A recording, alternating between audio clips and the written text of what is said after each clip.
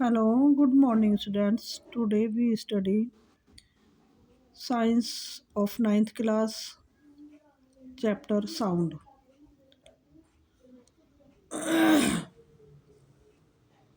Propagation of sound. Propagation ध्वनि का प्रसार. A vibrating object produce sound.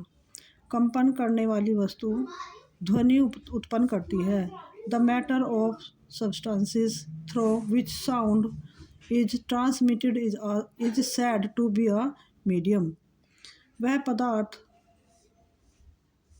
Matter और सब्सटेंस वह पदार्थ या पदार्थ जिसमें ध्वनि का संचार ध्वनि का संचार होता है. A medium can be solid, liquid और गैस. ध्वनि का वह माध्यम सॉलिड, लिक्विड और गैस किसी भी रूप में हो सकता है. Sound moves through a medium from the point of generation to the listener.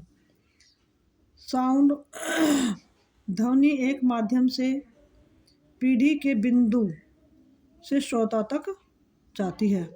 When an object vibrates, जब कोई वस्तु कंपन करती है, the particles of the medium around vibrating object are set into vibration.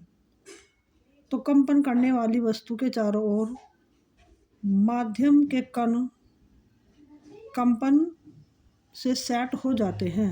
कंपन से सेट हो जाते हैं. The particles do not move all the way from the vibrating object to the ear. कण the particles कण do not move कंपन करने वाली वस्तु तक नहीं पहुंच पाते हैं. A particle of the medium is very close to the vibrating object is first displaced from its equilibrium position.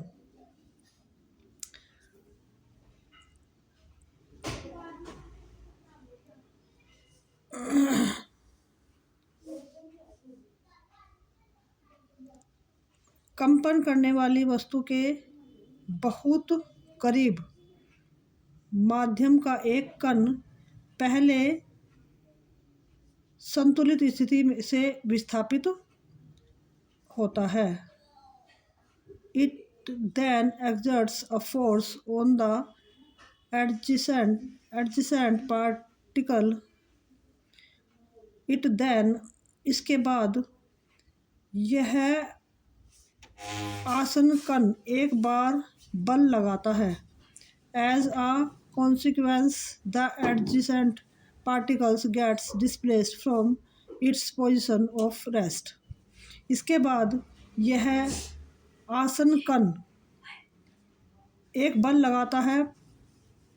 परिणाम स्वरूप आसन कण विराम की स्थिति में विस्थापित हो जाता है. After displacing the adjacent particle, the first particle returns to its original position. आसन कण को विस्थापित करने के बाद पहला कण अपनी मूल स्थिति में आ जाता है. This process remains continue in the medium till the sound reaches your ear.